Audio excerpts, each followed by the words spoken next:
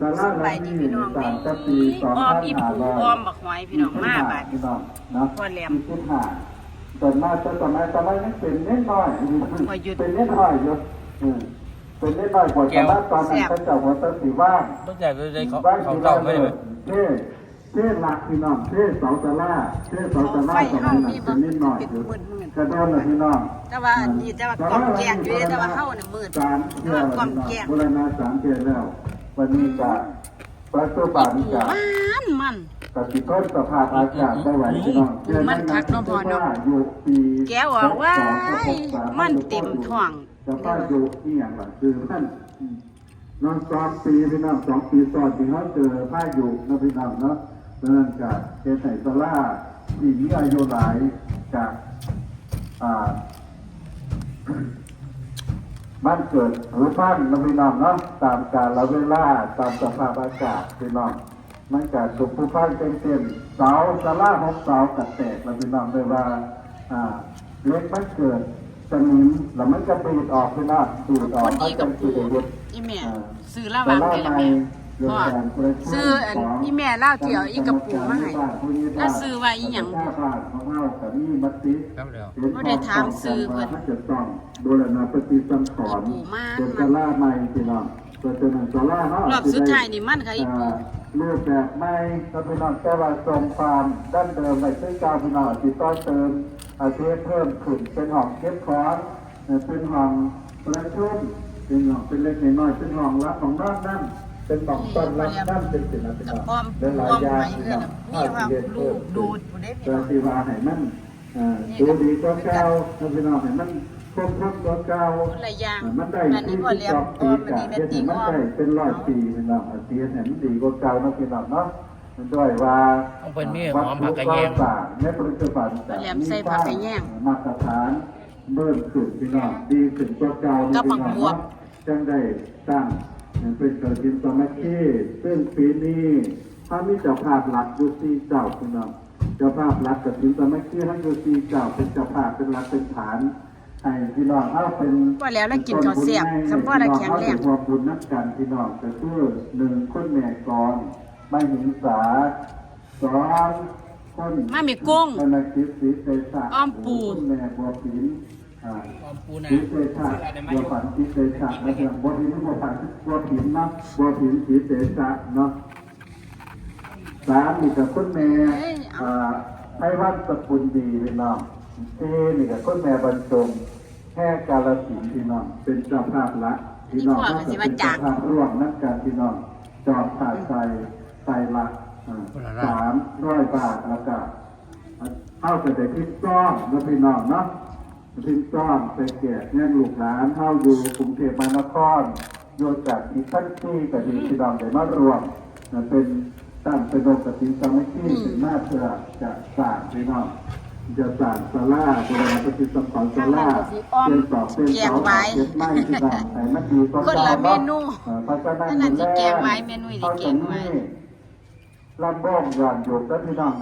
เวทีงานตอนนี้ประดับประดาไฟแสงสีเหลี่ยมยกพี่น้องในห้าวหน้า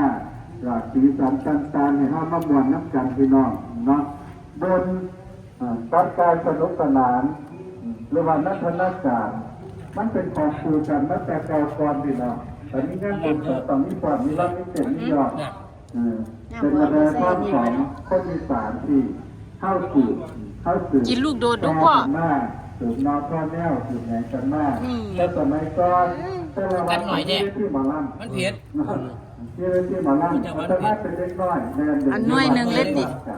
มีเวทีหมอลำที่ไหนพ่อจับไปเขาเจ้าว่าสูดแล้วเนาะเบิ้งตะตุ่มหูเลยนะพี่น้องก็จะใส่นั่งลาดแท้เวทีหมอลำก็เลยหายไปพี่น้องปัจจุบันก็เลยหายไปน้องพี่น้องเนาะพระเจ้าใส่นั่งลานตั้งต่อมาเมื่อนี่ก็ยังเป็นเรื่องที่สำเร็จที่พี่น้องประกอบกันไม่ได้หลายตัวพี่น้องเจ้าละพงศ์ที่พระเจ้าใส่ให้เราให้โน่นดี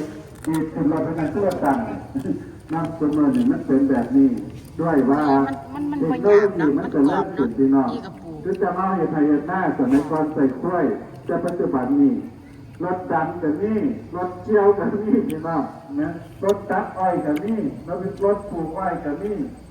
รถเสียงากับนี่มันมีทุกอย่างมันก็มีความสะดวกทุกอย่างให้กับเราก็คือเทคโนโลยีพี่น้องเทคโนโลยีมันเป็นตัวเปลี่ยนก็คือ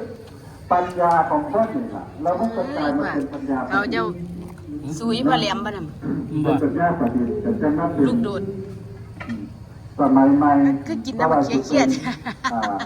จะเป็น ไอ้ ไง ยี่หยุด การ ไอ้ยี่หยุดเลยกินแต่มาเครียดสุยพอแหลมบ่ได้แล้วกัดลูกโดดหมดหลายหน่วยแล้ว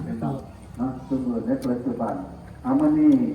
ออกมาเด้อ ท้องเรา อ ดี อกมา เลยเนาะ วันคืนคือเก้าห้าดีหลัง น้ำใสเราดีกระเพาะเราดี บุญมันเท่าดอกมะมันน้ำกัน เฮากินแน่เลยแสบท้อง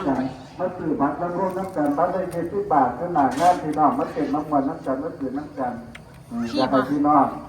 บ้าน พี่บอก เฮา บอกหอยพี่บ่ ทุก บ่ คนเนี่ยมีความสุขพี่น้องเป็นการต่ออายุมันพี่น้องเนาะต่ออายุเด็กเป็นเด็กกว่าเป็นการออกกำลังกายเป็นการต่ออายุเด็กแต่ถ้าพอมันก็เจอจิตใจมันเศร้า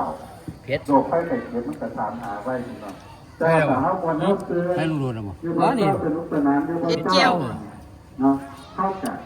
จิตใจมันเบิกบานพี่น้องมันเบิก จำ บา ไป น แก้วจำไป สารดีๆมันมาสามารถสารกระบาดในสมองมันได้ทำงานพี่น้องสารกระบาดนี่สามารถได้ทำงาน มันอยู่ต้องเป็นไตไฟ มันจะเฮ็ดให้ร่างกายของเรา มืดอะ มันสมบูรณ์พี่น้อง มันมืดเพราะว่ามันกินบ่แซ่บ ทั้งปีมันสมบูรณ์ร่างกายของเรามันจะมีสุขภาพแข็งแรงนะเพราะฉะนั้นสามารถมีสุขภาพแข็งแรงเท่ากับเป็นได้ทุกอย่างพี่น้องหาเรื่องได้หาจอบได้ทำงานได้ แต่ว่าความเป็นจริงน่ะมืดเด้พี่น้อง เพราะฉะนั้นดอกมาวันนี้มาออกกำลังกายน้ำใจ หน่วยเลยพ่อ มาออกกำลังกายมงวันน้ำใจมาเต้นน้ำใจเด้ออัตมาแต่ต้น นิ่ง สิ่งเรื่องสร้างผักช่วยกระจายเสียงเลยเพื่อเทคนิคจะก้อนที่นอกแต่ที่ให้เป็นหน้าที่ของเจ้าหน้าที่ก็จะพิเศษเสียงลำวงเนาะลำวงอาจารย์นักดนตรีก็จะพิเศษตัวนี้มีนะ แซ่บบ่พ่อ เขากินอยู่ ค่อยกิน เกี่ยวชายแล้วว่าบางคนมารับบอกไปเกี่ยวนี่ยังไงเดี๋ยวมันก็จะ จะกินข้าวแซ่บอีกคนเนี่ย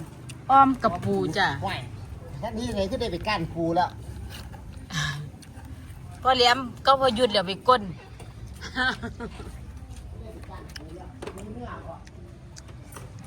ปูหน้าเขานี่ละเพราะมันเป็นปูแดงปูเนื้อตั้งหากเลยถ้ามันเป็นปูแดงอ่ะมันจะเป็นปูเนื้อตั้งหากเลยน้ำมันออกเอา กิกเหลียหลายอยู่เด้อมาเอาเด้อ ออกระบบออกไปเท่าไหร่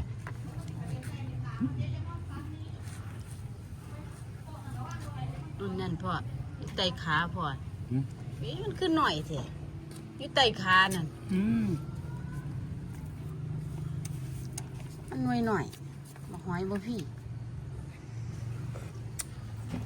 พี่น้องสำหรับคลิปนี้เอาไว้สำนีสักก่อนพอแล้วก็พออยู่สิอิ่มก่อนไม่ติ้งสิบ่มีหมูกินสำหรับคลิปนี้สำบายดีพี่น้อง